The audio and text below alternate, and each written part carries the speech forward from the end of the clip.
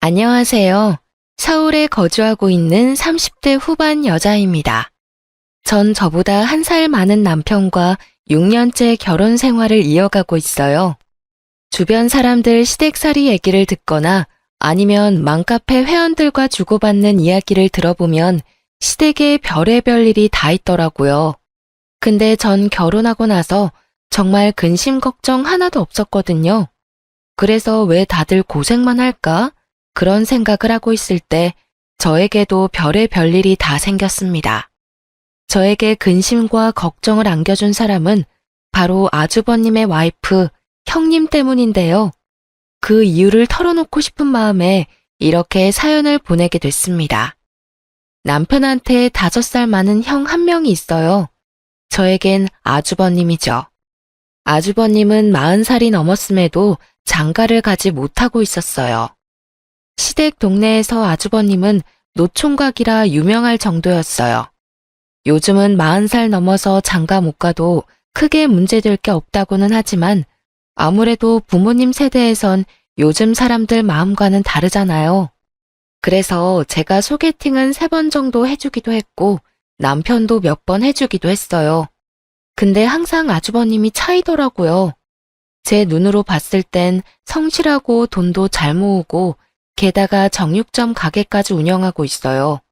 근데 왜 여자들이 좋아하지 않을까 생각해 봤는데 사람이 여자 앞에서 너무 바보가 되더라고요. 완전 얼음이 돼버려요. 그래서 아주버님도 결혼을 포기하려고 할 때 마지막으로 주선 자리에 나가게 됐어요. 정육점 단골 손님이 마련한 자리였는데요.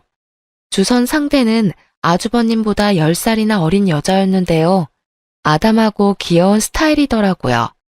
다행히 그 여자분도 아주버님이 마음에 들었나 봐요. 그렇게 3번 정도 데이트하고 아주버님이 이 여자를 놓치고 싶지 않아 바로 청혼을 했다고 합니다. 그렇게 저에게 어린 형님이 생겼어요. 아무리 저보다 어리다고 해도 형님 대우를 똑바로 해야 되겠다 싶어 제가 먼저 다가가고 친한 척을 했어요. 저도 저지만 형님도 나이 많은 동서 대하는 게 당연히 어려울 거잖아요. 제가 먼저 다가간 덕분에 형님도 저한테 쉽게 다가올 수 있었어요. 형님이 저희 가족이 된 이후 초반엔 정말 저한테 잘해주고 시댁 일도 먼저 나서서 하더라고요. 형님이 생긴 덕분에 제가 시댁에서 할 일이 반이나 줄어서 편했어요. 근데 시간이 지나면 지날수록 형님이 점점 변해가는 게 보였어요. 모든 일에 나서고 열심히 하던 형님은 180도 다른 사람이 돼버렸어요. 가족들과 있을 땐 본인이 직접 일을 다 하는 척하지만 저와 단둘이 있을 땐 일 하나도 하지 않더라고요. 오히려 저한테 설거지, 장보기, 음식 만들기 등 다 시키더라고요. 동서, 갈비찜 해야 하니까 마트 가서 갈비찜 재료 다 사와. 남편이 가게에서 갈비는 가져왔으니까 양념 재료만 사오면 될 거야. 그리고 잡채 재료랑 전 재료들도 사오고. 형님, 그 많은 걸 저 혼자 사오라고요? 형님도 같이 가셔야죠. 내가 하라면 좀 해. 내가 아무리 어려도 내가 형님이잖아. 내 말 당장 들어. 알겠어? 형님이 자꾸 절 시키는 일이 많아서 같이 하자고 말하면 본인이 형님이니 자기 말을 들어야 하는 거 아니냐면서 그런 말을 하더라고요. 제가 더 따지고 들면 나이 어리다고 무시하는 거냐는 식으로 말하기도 하고요. 그래서 전 묵묵히 제 할 일을 했는데요. 음식이나 설거지 이런 거 다 해놓으면 가족들 앞에선 본인이 다 했다고 거짓말까지 합니다. 아이고, 이 많은 걸 다 너희들이 한 거야? 우리 며느리들 최고네. 에이, 이거 다 제가 한 거예요, 어머님. 동서는 옆에서 배우기만 했고요. 아, 그래. 우리 첫째가 최고다, 최고. 뒤늦게 우리 가족이 돼서 적응하기 힘들 줄 알았는데 이젠 알아서 척척 다 잘하는구나. 어머님은 그런 형님을 오구오구 이뻐하세요. 사실 어머님도 제가 다 한 걸 아는 눈치였어요. 어머님이 제 손맛을 분명 아시기 때문이죠. 그래도 형님이 기죽을까봐 칭찬을 해주십니다. 이런 일이 하도 많아서 전 집에서 엄청 울었습니다. 남편은 그런 절 달래주면서 안아줬네요. 내가 고생이란 고생은 다 하고 왜 다들 형님 칭찬만 하냐고. 당신이 고생한 거 다 알아. 근데 그 자리에서 형님 기죽일 순 없으니까 그렇게 한 거지. 뒤에선 엄마가 당신 고생한 거 다 알고 마음 아파해. 어린 형님 있는 것도 서러울 텐데 앞에서 형님이 그렇게 여우같이 행동하니까 얼마나 더 힘들겠냐면서. 다들 알고 있으니까 너무 속상해하지 마. 아무리 그래도 그렇지. 나이 어려도 그래도 형님이니까 내가 참아야지 생각하다가도 날 너무 아랫사람으로만 생각하는 형님 태도 때문에 참기 힘들어. 알아. 충분히 이해해. 다음에 이런 일 또 있으면 내가 안 참을게.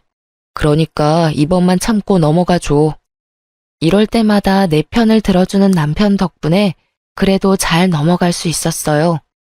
그러던 어느 날 명절이 돼서 크게 일이 터진 적이 있어요.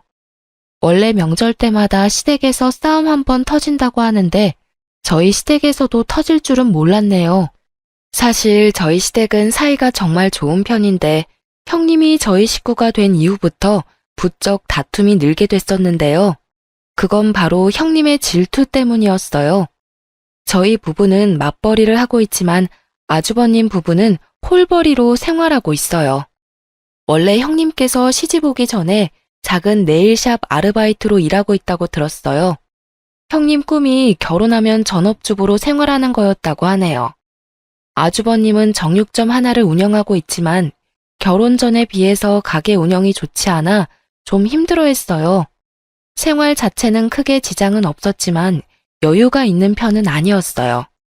사실 아주버님도 형님이 일하시길 바랬지만 형님한테 일 다시 시작하면 어떠냐고 물어보면 그때마다 버럭버럭 짜증을 내거나 며칠 삐진다고 하더라고요. 한번 일 안 하기 시작하니까 그게 몸에 익숙해져서 그런지 일을 하기 너무 싫어한다고 아주버님께 들은 적이 있어요. 반면 저희 부부는 맞벌이로 생활하기도 하고 저와 남편 모두 벌이가 좋은 편이라 저축도 많이 하는 편이고 그 외에 남는 돈도 많아서 여유가 있어요. 그래서 명절이나 어버이날 같은 경우 저희는 시부모님과 친정 부모님께 항상 아낌없이 드리는 편이에요. 형님이 시집 오기 전부터 그렇게 꾸준히 해왔었고요. 언제 한번 설날에 있었던 일이었어요. 저희 부부는 설날이기도 해서 시아버님과 시어머님께 각각 용돈 30만 원씩 드렸어요. 이 말고도 가볍게 입을 수 있는 커플 셔츠 하나씩 사서 갔었습니다. 반면 아주버님 부부는 사과 한 박스를 사서 왔었는데요. 저희가 가지고 온 선물에 비해서 형님은 본인이 가져온 선물이 별게 없다고 느꼈는지 표정이 너무 안 좋아지시더라고요. 명절 외에도 항상 본인 부부가 갖고 온 선물과 우리 부부가 갖고 온 선물을 항상 비교하기 바쁘더라고요. 시부모님은 절대 비교할 분이 아니고요. 형님은 절 따로 불러서 혼까지 낼 정도였습니다. 동서, 어머님 아버님께 돈 드렸어? 얼마? 각각 30만 원씩 드렸어요. 왜요? 동서, 나 엿먹이려고 일부러 그러는 거지? 그렇지. 그게 무슨 말씀이세요? 우리 부부는 항상 과일 세트 이런 것만 가져오는데 동선의 부부는 용돈이며 명품 옷이며 이것저것 알차게 챙겨오잖아. 우리 부부 형편 뻔히 알면 우리 수준에 맞춰서 좀 적게 가져와야 하는 거 아니야? 알고도 이렇게 가져온 거면 동서 정말 나쁜 건데. 형님, 시부모님께 드리는 건데 왜 형님의 형편을 생각해야 하는 거예요? 원래 형님이 오시기 전부터 용돈은 꼬박꼬박 챙겨드리고 있었어요. 내가 비교당할 거라는 생각 안 해봤어? 어머님이 티를 안 내시는 것 뿐이지 속으로 얼마나 비교하시겠어. 형님, 어머님 그러실 분 절대 아니에요. 그리고 어머님이 워낙 과일 좋아하시는 분이라 저한테 형님 칭찬 엄청 하시고요. 나 생각해서 과일 챙겨주는 형님이 너무 이쁘다면서요. 가식 전에 속으로는 날 얼마나 하고 있을 거야. 말이 너무 지나치세요. 말 좀 가려가면서 하세요, 형님. 뭐야? 지금 나한테 대드는 거야? 어? 이런 식으로 형님이 절 잡는 날이 많았어요. 본인이 조금이라도 기죽는다 싶으면 제 기를 죽이려고 엄청 애를 쓰시더라고요. 그래서 그런 형님 때문에 스트레스가 이만저만 아니었는데 그런 형님의 모습을 시어머님께서 알게 됐었는데요. 이게 무슨 소란이야? 첫째야, 너 지금 둘째한테 뭐 하는 짓이니? 어머님. 아니, 좋은 날에 가족끼리 모인 자리에서 왜 둘째 기를 죽이고 그래? 무슨 일인데 그래? 어머님께서 형님이 저한테 한 소리 하는 현장을 목격하셨어요. 어머님의 언성이 높아지자 방 안에 있던 아버님, 아주버님, 남편 모두 거실로 나오게 됐는데요. 어머님이 처음으로 자신한테 언성을 높이자 형님이 몹시 당황한 눈치였어요. 좀 그렇잖아요. 동서는 어머님, 아버님께 꼬박꼬박 용돈 챙겨주고 있는데 저만 꼴랑 사과 한 박스 이렇게 챙겨주고 그러는 게 속상했어요. 동서가 눈치 없이 이렇게 행동하는 게 얄미워서 그랬어요. 넌 어쩜 철이 없어도 이렇게 철이 없을 수가 있어? 난 물건으로 사람 평가하고 그러는 거 절대 없다. 근데 넌 왜 물건으로 사람을 평가하니? 왜 선물로 등급을 매기려고 하냐 이 말이야. 난 너가 나 하나라도 챙겨주려고 하는 모습이 이뻤어. 근데 너가 이렇게 값어치로 선물에 등급을 매길 거라는 생각 전혀 못했다. 어머님 진짜 너무하시네요. 왜 저한테만 그러세요? 솔직해져 보세요. 속으로는 저 엄청 밉고 싫으셨잖아요. 명절이면 이것저것 챙겨주지 못할 망정 고작 과일 세트 하나만 덜렁 가져온 게 쪽팔리고 싫으셨을 거잖아요. 넌 형님들 자격이 안 된다, 안 돼. 너 이제까지 작은 애한테 그렇게 해왔던 거니? 앞으로 너가 동서한테 형님이라 불러야 되겠다. 배울 게 너무 많아. 작은 애는 오히려 너 칭찬하고 있는데 왜 넌 작은 애를 못 잡아먹어서 안달이니? 됐습니다. 어머님이 동서 편만 들 거면 저 오늘 가져온 선물 도로 가져갈게요. 어머님도 참 너무하시네요. 형님은 어머님 말씀을 뚝 자르고 본인이 가져온 선물 반품시킬 거라면서 도로 가져갔습니다. 그런 형님의 태도에 화가 난 어머님은 그날 알아 누우셨어요. 솔직히 어머님은 형님이 여우 같고 욕심이 많은 사람인 줄은 대충 알고 있었다고 해요. 그런 형님을 보듬어주면 괜찮을 거라고 생각했는데 그게 더 독이 될 줄은 몰랐다고 하네요. 형님이 어머님께 크게 대들고 난 뒤로 어머님은 형님한테 전혀 연락하지 않는다고 해요. 형님이 용기 내고 전화드려도 절대 받지 않았고요. 어머님은 제대로 화가 나셨는지 가족 행사가 있을 때마다 형님만 쏙 빼고 부를 정도였어요. 중간에 있는 아주버님만 난처하게 된 거였죠. 아주버님만 가족 행사 다녀오고 집으로 돌아가면 엄청 잡힌다고 들었는데요. 그런 말을 듣고도 어머님은 형님을 절대 호출하거나 그러지 않으셨어요. 형님은 한동안 시댁과 연락 두절로 지내다가 저한테 연락한 적이 있는데요. 동서, 오랜만이네. 잘 지내고 있는 거지?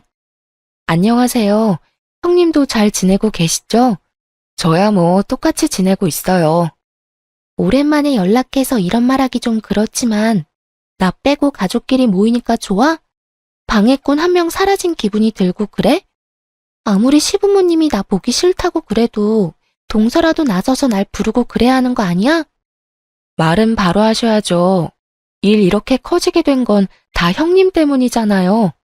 형님과 저만 있었던 일이면 어떻게든 넘어가겠지만 어머님이 형님 보기 싫다고 하시는데 제가 어떻게 어머님 말 어기고 형님을 데리고 갈 수가 있겠어요.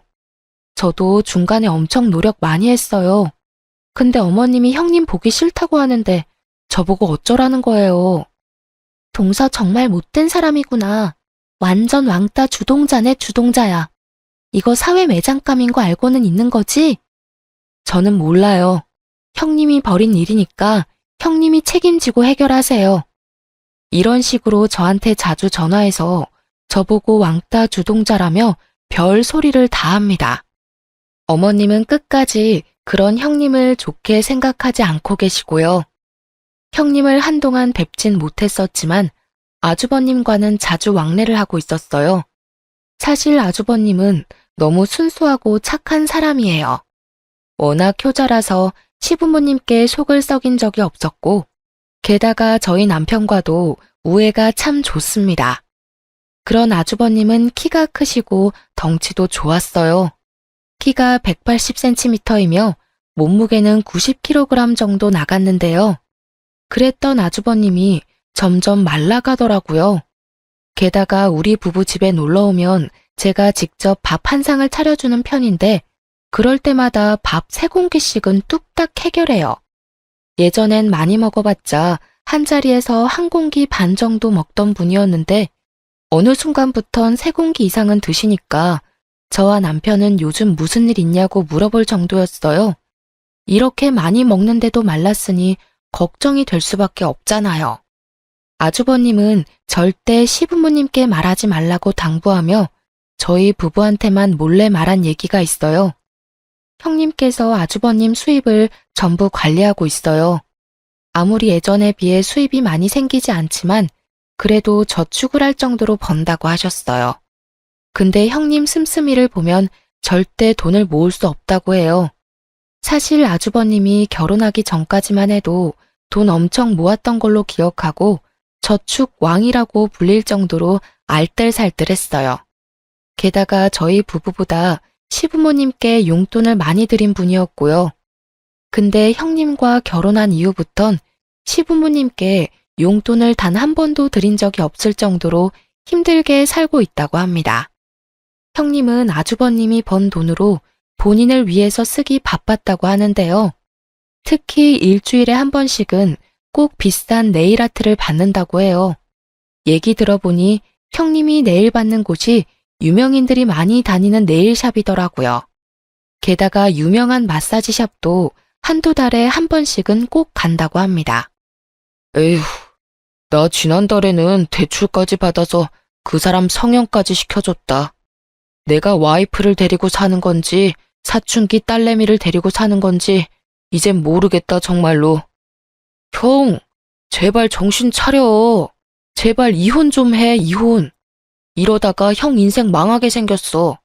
이 사실 엄마가 알기라도 해봐. 그럼 우리 집 난리다 정말. 한동안 시부모님과 저희 부부를 안 보고 살던 형님은 결국 아주버님이 대출받은 돈으로 성형까지 했다고 합니다. 마음 약한 아주버님은 형님의 말을 그대로 따랐다고 하네요. 그런 아주버님은 저희 부부 앞에서 눈물을 보이고 말았습니다. 그동안 너무 힘들었고 이 얘기를 할 곳이 없어서 답답해서 미치는 줄 알았다면서요. 이날 아주버님께 제가 직접 만든 양념게장과 겉절이 등등 여러 반찬들을 한가득 싸서 보냈습니다. 아주버님은 저한테 너무 고맙다며 눈물을 보이더라고요. 앞으로 이런 일 있을 때마다 혼자 힘들어하지 말고 저희 집에 오라고 말했습니다. 형님은 본인 가꾸는데 최선을 다할 뿐 집안일을 절대 하지 않고 게다가 아주버님이 퇴근하고 집에 오면 절대 밥을 차려주지 않는다고 하네요. 그 말을 듣고 제가 반찬을 한가득 싸서 보내게 됐습니다. 근데 며칠 뒤 아주버님께 급하게 전화가 온 적이 있었어요. 그 이유는 바로 시어머님이 이 모든 사실을 알게 되었기 때문인데요. 그렇게 저희 부부는 아주버님의 연락을 받고 시부모님 댁으로 갔습니다. 시부모님 댁에 도착하니 어머님께서 형님의 머리채를 잡고 있었어요. 너무 놀란 저는 이게 무슨 일이냐고 말렸는데요. 어머님, 이 손 놓고 얘기하세요. 이러다가 형님 머리 다 빠지겠어요. 작은 애는 빠져라. 이 독한 년이 우리 큰아들 죽이려고 한다, 죽여. 어머님, 제발 이 손 놓고 말씀하세요. 알겠으니까 제발이요. 제가 사정사정한 끝에 어머님은 형님의 머리채를 놓게 되었는데요. 형님의 표정을 보니 도끼가 가득했어요. 저 표정 좀 봐라. 저게 시엄마한테 보일 표정이니? 너 이왕 이렇게 된 거 솔직하게 말해봐라. 우리 아들 돈 보고 결혼했니? 우리 아들이 호구 같으니까 너 팔자 좀 피고 싶어서 그런 거냐고. 맞아요. 저도 그런 줄 알고 결혼했는데 저랑 결혼하고 나서 정육점 매출 뚝 떨어진 거 보고 괜히 결혼했다 싶더라고요. 뭐? 아무리 그래도 그렇지 이왕 결혼했으면 마음 제대로 먹고 잘 살아볼 생각을 해야지. 남편 밥 한 끼 제대로 안 챙겨주고 신랑이 벌어다 준 돈을 그렇게 펑펑 쓰고 다니면 어떡해? 어머님이야말로 너무하셨어요. 그동안 저만 쏙 빼고 가족들끼리 다 같이 모여서 지내니까 행복하셨어요? 저 어머님한테 엄청 실망했습니다. 형님의 머리채까지 잡게 된 이유에 대해서 시어머니 말씀을 들어보니 형님과 다시 화해하고 싶어서 아주버님 댁에 갔었다고 해요. 근데 집에 있어야 할 형님은 없고 아주버님이 라면으로 끼니를 때우고 있었다고 합니다. 게다가 집을 대충 둘러보니 청소가 하나도 되어 있지 않고 돼지우리라고 해도 믿을 정도로 엄청 지저분했다고 해요. 게다가 공과금 같은 게 몇 달째 밀린 상태였고요. 그래서 아주버님께 화내면서 사실대로 말하라고 했고 그제야 솔직하게 말했다고 합니다. 그 타이밍에 형님이 집에 들어오게 됐고 어머님이 형님 정신교육 좀 시켜보겠다고 머리채를 잡고 오게 된 거라고 합니다. 하지만 형님은 정신 차릴 생각 전혀 없었어요. 오히려 어머님께 바락바락 대들 뿐 더 엇나가기 시작하더라고요. 저 이 사람이랑 결혼하고 나서 단 한 번도 행복한 적 없었어요. 그게 다 동서랑 어머님 때문이에요. 어머님은 저만 쏙 빼고 가족들 불러서 행복하게 시간 보내려고 하고 어머님이야말로 왕따 주동자예요. 동서도 마찬가지야. 어머님이 그러면 동서라도 나서서 나 불러야 됐던 거 아니야? 여우처럼 어머님한테 잘할 생각이나 하고. 아이고, 우리 집에 악귀가 들어왔다, 악귀가. 어머님은 형님이 꼴도 보기 싫다고 당장 나가라고 소리를 치셨습니다. 형님도 어머님이 꼴도 보기 싫다고 소리를 지르면서 나갔었고요. 아주버님은 중간에서 매우 힘들어 보였습니다. 그런데 이 와중에 한 가지 소식이 들려왔어요. 그건 바로 형님의 임신 소식이었는데요. 이게 지금 이 상황에서 좋은 소식인지 안 좋은 소식인지 모르겠지만 형님이 한동안 생리를 하지 않아서 임신 테스트기를 했다고 합니다. 두 줄이 뜨게 됐고 확실히 알기 위해서 산부인과에 갔더니 임신이었다고 해요. 시어머님과 크게 다투기 전부터 생긴 아이였더라고요. 그 사실을 알게 된 아주버님은 좋기도 하지만 걱정이 되었다고 해요. 지금 둘이서 사는 것도 빠듯한데 아이가 생겼으니 더 힘들 것 같기 때문이었어요. 아주버님과 같이 임신을 하게 된 걸 알게 된 형님은 오히려 이 기회로 시어머님의 마음을 다시 사로잡으려고 한 눈치이긴 했는데요. 하지만 그렇다고 마냥 좋진 않은 것 같았어요. 아무래도 본인이 이제까지 돈을 펑펑 쓰고 놓은 버릇이 있다 보니 아이 때문에 이제 그러지 못할 거란 생각 때문이겠죠. 산부인과에 다녀온 뒤로 아주버님 부부가 시부모님께 찾아갔다고 해요. 임신 소식을 알리자 시어머님께서 표정이 그렇게 좋지 못했다고 합니다. 너희 이제 어떻게 할 거니? 예전에 내가 너희한테 화낸 이유가 바로 생활 자체가 어렵기 때문이었잖아.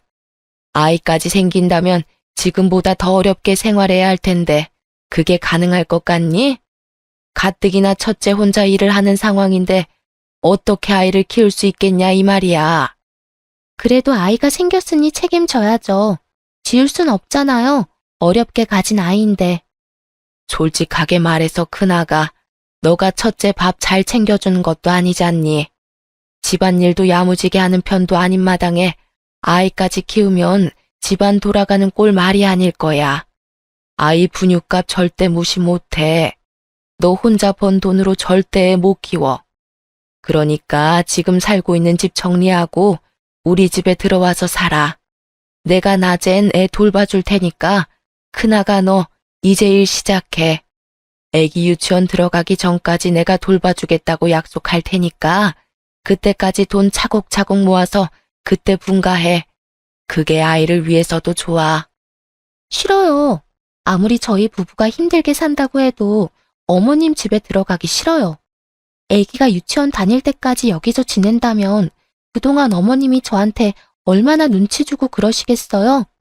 가뜩이나 저 어머님께 미운 털 제대로 박힌 상태인데 지금 어머님 댁에 들어가면 더 미움받을 게 분명하잖아요. 엄마, 말씀은 너무 고맙지만 이 사람이 싫다고 하네. 나도 이 사람이 싫다고 하면 나도 굳이 들어갈 생각은 없어. 엄마가 우리 신경 써준 건 너무 고마운데 우리가 먼저 키워보고 정 안 되겠다 싶으면 그때 들어갈게. 아유, 됐다. 내가 괜히 말 꺼냈지. 나중에 애 키워달라고 해도 대신 키워줄 생각 전혀 없어. 너희가 니들 복 발로 걷어 찬 거야. 우리 집 장손이라서 잘 좀 챙겨줄 생각이었더니만 네 와이프가 복을 발로 찬다 차. 이 일이 있고 나서 어머님이 직접 저한테 전화하셨는데요. 이 모든 상황을 설명해 주시면서 형님 욕을 그렇게 하시더라고요. 단단히 삐진 모양입니다. 잘해보려고 해도 형님 행동을 보면 잘해보고 싶은 마음이 싹 사라진다고 하시네요. 저도 어머님의 말을 듣다 보면 형님이 도대체 왜 이러시나 싶더라고요. 그리고 어머님이 형님 욕을 다 하신 후 갑자기 태몽에 대해 말씀해 주셨어요. 엄청 휘황찬란한 태몽이길래 그 꿈이 혹시 형님 아이 태몽이 아닐까 싶었거든요. 근데 어머님께선 혹시 모르니 저보고도 산부인과에 가보라고 하셨습니다. 저도 혹시 모르니 한번 다녀와 보는 게 좋겠다 싶어서 한번 검사를 받아보게 됐는데요. 어머님 말씀대로 제 태몽이 맞았습니다. 어쩌다 보니 어린 형님과 임신 시기가 딱 한 달 차이밖에 되지 않더라고요. 어머님은 저의 임신 소식에 너무 좋아하셨어요. 마치 아이처럼요. 어머님께선 겹경사 축하 기념으로 가족들 전부 모여서 식사를 하자고 했습니다. 그렇게 오랜만에 가족들 전부 모이게 됐는데요. 오랜만에 모인 와중에 형님께선 또 저한테 질투하고 시비를 걸기 시작했습니다. 동서, 어떻게 이때 임신을 딱 할 수가 있어? 내가 임신했다고 하니까 질투가 난 건가? 일부러 노린 거지? 동서 지금 나이에 임신하면 그거 노산 아니야? 난 젊어서 아이가 완전 건강하겠지만 동서는 좀 위험할 것 같은데 아이가 버틸 힘은 있으려나? 형님은 이런 식으로 비아냥거리기 시작했습니다. 옆에서 듣고 있던 남편이 나서서 한 소리 하려고 하던 찰나에 어머님께서 형님의 주둥이를 탁 치셨습니다. 이놈의 주둥이가 문제야, 문제. 제발 그 주둥이 좀 닥치고 있어라. 임신한 여자가 어찌 그런 생각을 할 수가 있는 거니? 앞으로 고운 생각, 고운 말만 써. 그리고 여기서 너만 임신한 게 아니잖니. 큰애도 좋은 말만 들어야 할 때야. 그러니까 같이 임신한 거 서로 의지해 가면서 지내. 알겠어? 제가 틀린 말 한 게 아니잖아요. 동서 가뜩이나 나이 많아서 아이 낳기도 힘들 텐데 전 젊어서 아이 건강하게 잘 낳을 수 있다고요. 둘째가 이제껏 임신 안 하고 싶어서 안 한 게 아니었어. 그리고 젊은 나이에 임신한 거 요즘 그렇게 잘난 일도 아니니까 조용히 좀 해. 둘째는 열심히 일하면서도 아이를 위해서 육아 공부까지 하고 있단다. 너가 걱정 안 해도 둘째 아이 잘 키울 테니 너무 오버하지 마. 알겠니? 어머님이 저의 편을 들어주시니 엄청 든든하더라고요. 예전에 서운했던 마음이 싹 사라졌는데요. 그리고 어머님께서 식사를 하고 있던 중 저희 두 부부에게 용돈까지 주셨는데요. 아주버님 부부와 저희 부부 모두 놀랬어요. 임신을 이유로 돈까지 주실 줄은 전혀 몰랐거든요. 저희 부부한텐 300만 원, 형님네 부부에겐 500만 원을 주셨는데요. 돈 액수를 보고 또다시 서운한 마음이 확 몰려왔지만 애써 감췄어요. 어머님이 절대 편애할 분이 아니기 때문에 다 이유가 있을 거라고 생각했죠. 아가, 좀 서운하겠지만 아무래도 첫째 내가 혼자 돈을 벌고 있지 않니? 가뜩이나 빠듯한 편일 텐데 아이까지 낳으면 더 힘들 게 뻔하니까 첫째 내는 200만 원 더 넣었다. 아이 낳으면 이걸로 산후조리 잘해. 괜찮아요, 어머님. 저희까지 이렇게 안 챙겨주셔도 되는데 신경 써주셔서 정말 감사합니다. 어머, 어머님, 너무 감사해요. 저한테 500만 원까지 안 주셔도 되는데 차라리 저 300만 원을 저한테 주시지 그러셨어요. 너 제발 비아냥거리는 말투 좀 고쳐라. 너가 이뻐서 200만 원 더 준 거 아니다. 내가 둘째였어도 너 그 말하는 꼬라지 때문에 천불이 나겠어, 천불이. 우리 아들이 고생할까봐 더 준 거니까 착각하지 마라. 둘째야, 너무 서운해하지 마. 너 산후조리 할 땐 내가 옆에서 많이 챙겨주마. 봐요. 어머님은 저만 미워하시잖아요. 맨날 이렇게 편애만 하시고 저 이만 갈래요. 형님은 밥 먹다 말고 집을 나가셨어요. 그 와중에 어머님이 주신 돈 봉투는 야무지게 챙기고 나가셨습니다. 어머님은 그런 형님을 보고 혀를 차셨네요. 아주버님은 그런 형님을 보고 한숨을 내쉬더니 가족들한테 사과를 하고 쪼르르 따라 나가더군요. 그렇게 태교를 열심히 하고 있던 중 갑자기 의문 하나가 생겼어요. 형님의 씀씀이 때문이었는데요. 형님이 자주 네일 받고 마사지를 받는 것쯤은 잘 알고 있었는데 그 전보다 더 심해졌다고 합니다. 아주버님께선 한 달에 300만 원 정도 순이익이 생긴다고 하는데요. 그런데 형님의 씀씀이를 볼 땐 약 200만 원 넘게 쓰는 것 같더라고요. 어머님도 그렇고 저희 부부도 그게 좀 의심스럽더라고요. 남편한테 형님이 좀 이상한 것 같다고 말하니 남편이 솔직하게 말해주더라고요. 사실 내가 형한테 돈을 조금씩 빌려주고 있었어. 20만 원, 30만 원 이런 식으로 빌려줬었는데 그게 벌써 3천만 원이나 돼버렸네. 근데 당신도 알잖아. 우리 형 정말 불쌍한 거. 가뜩이나 혼자 벌고 있는데 형수님이 워낙 씀씀이가 크니까 생활 자체가 안 된다고 하더라고. 나라도 좀 돕고 싶더라고. 뭐라고? 그래도 그렇지. 그렇게 많이 빌려주면 어떡해. 나한테 말이라도 좀 하고 빌려주던가. 앞으로 그렇게 자주 빌려주지 마. 해줄 상황이 오면 꼭 나한테 말하고 빌려줘. 아주버님이 얼마나 힘들게 살고 있는지 저도 충분히 알고 있기 때문에 이번 일은 그냥 덮어두기로 했어요. 그런데 며칠 뒤 형님께서 직접 저한테 찾아온 적이 있었는데요. 이번엔 형님께서 저한테 돈을 빌리기 위해 찾아오게 된 거였더라고요. 아주버님도 모자라서 형님까지 돈을 빌리기 위해 찾아오니 미치겠더군요. 2천만 원이요? 저한테 그 큰 돈이 어딨다고. 동서 돈 많은 거 내가 다 알아. 대기업 다니면서 2천만 원 돈 금방 모았을 거잖아. 게다가 동선의 친정 부자라며. 나 정말 급해서 그래. 딱 한 번만 빌려주면 안 돼? 도대체 그 큰 돈이 왜 필요하신 건데요? 이유 들어보고 빌려줄지 말지 결정할게요.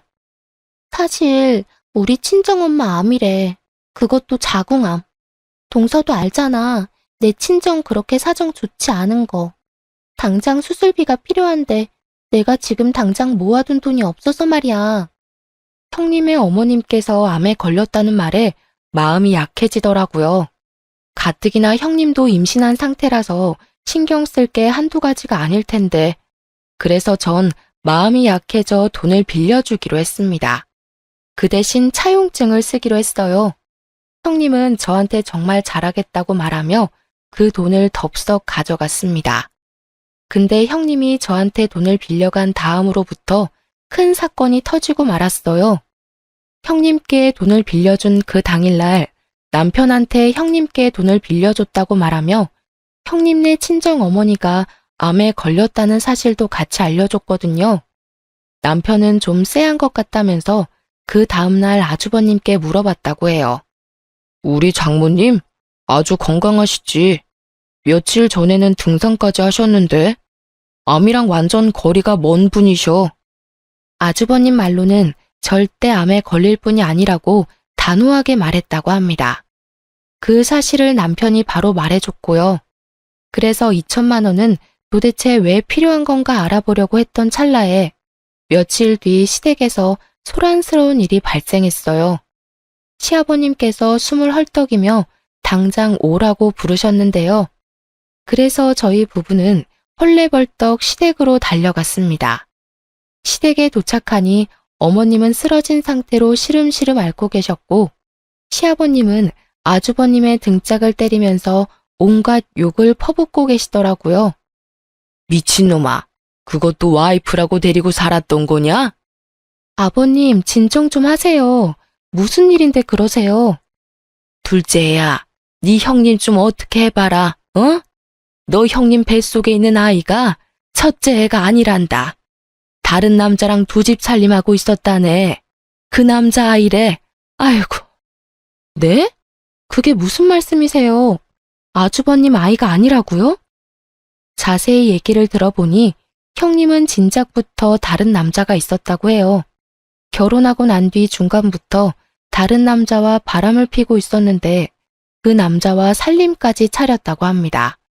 그렇게 두 집 살림을 하고 있던 중 그 상간남의 아이를 가졌다고 하네요. 임신한 사실을 알게 된 후 아주버님이 다른 남자 애라는 걸 알게 될까봐 일부러 아주버님과도 잠을 잤다고 하네요. 그 말을 듣는데 어찌나 소름이 돋던지. 이 사실을 밝혀낸 건 다름 아닌 시어머니셨는데요. 어머님이 우연히 길을 지나가다가 상간남과 있는 형님을 발견한 후 미행을 해서 알아냈다고 하네요. 그 충격에 어머님은 쓰러지신 거고요. 전 이 사실을 듣자마자 저 혼자서 형님이 있는 집으로 찾아갔습니다. 아주버님 댁으로 가니 형님이 안절부절 못한 상태로 있더라고요. 형님은 제가 찾아온 걸 보고 놀랬는지 식은땀을 흘리더군요. 형님, 저 다 알고 왔어요. 그 아이 다른 남자 아이라면서요? 형님, 아니, 야, 너 정말 간도 크다. 어떻게 바람 피고 있는 주제에 친정 부모까지 팔아가면서 나한테 돈을 빌릴 생각까지 했니? 미안하지도 않아? 어? 지금 너 때문에 우리 시어머님 쓰러지셨어. 이거 어떻게 책임질래? 동서, 내가 정말 미안해. 제발 동서만이라도 내 입장 이해해줘. 나 지금 너무 무섭고 정신이 하나도 없어. 그건 너 사정이고 이제까지 어린 주제에 싸가지 없이 기어오르길래 뭘 믿고 일어나 싶었는데 그냥 못 배워서 그런 년이었구나. 어떻게 하면 그렇게 뻔뻔할 수 있는 거야? 됐고 나한테 빌려간 2천만 원이나 돌려줘. 벌써 2천만 원 다 쓴 거 아니지? 나 그 돈 없어. 지금 돌려주고 싶어도 이미 다 쓴 상태야. 나한테 시간을 줘. 앞으로 동서가 하라는 일 다 하면서 살게. 그러니까 한 번만 봐줘. 너 이번 달 안으로 나한테 빌려간 2천만 원 갚아. 그리고 오늘 내로 우리 시댁 부모님한테 가서 모든 일 설명하고 사죄해. 알겠어? 이날 저한테 무릎까지 꿇고 사과를 하더라고요. 당장 돈이 없다는 거, 돌려줄 돈이 없다면서 불쌍한 척은 다 하는데 전 그런 형님의 모습이 눈에 들어오지 않았습니다. 전 그런 형님한테 욕을 하면서 제가 이제까지 담아둔 모든 일들에 대해서 다 털어놓게 됐어요. 형님은 웬일로 그런 이야기를 듣고도 묵묵히 듣고만 있는지 예전 같으면 이런 말 들으면 맞대응을 했어야 했거든요. 그리고 제 말대로 형님은 그날 시댁에 찾아가서 눈물 콧물 흘리면서 두 손 두 발 다 빌고 사과를 했다고 하는데요. 그때 시어머님은 형님의 뺨을 때리며 입에 담을 수 없는 욕까지 퍼부었다고 합니다. 전 아이 때문에 그 상황을 전부 목격할 수는 없었지만 남편 말로는 그날 형님 아이가 유산이 안 된 게 용하다 싶을 정도였다고 하네요. 형님이 어머님께 맞고 있는데도 아주버님은 말리지 않았다고 하네요. 아주버님이 가족 중에서도 제일 큰 피해자인데도 크게 화를 내지 않았다고 합니다. 그냥 어머님께 맞는 것만 지켜볼 뿐. 이날 이후로 아주버님과 형님은 이혼 소송과 함께 상간남 소송까지 진행했어요. 이와 동시에 형님은 당연히 집에서 쫓겨났고요.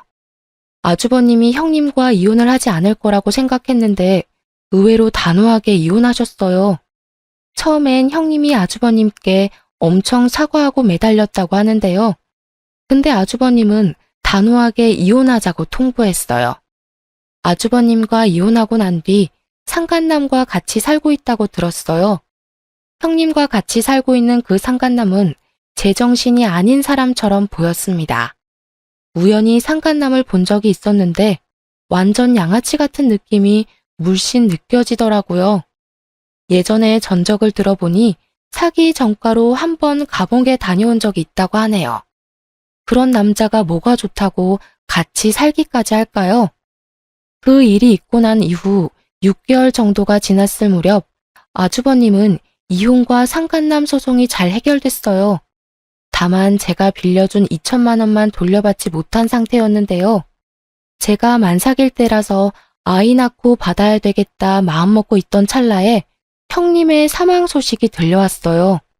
너무 뜬금없이 형님의 사망 소식 연락을 받아서 정말 놀랬었어요. 머리가 멍하더라고요. 알고 보니 형님께서 자연분만으로 출산을 하다가 출산 중 경련이 일어나 돌아가셨다고 하는데요. 형님의 친정 어머니께서 직접 연락을 주셨었어요. 전 그때 임신하고 있던 중이라서 장례식장에 가진 못했었지만 시부모님 그리고 아주버님은 장례식장에 다녀왔어요.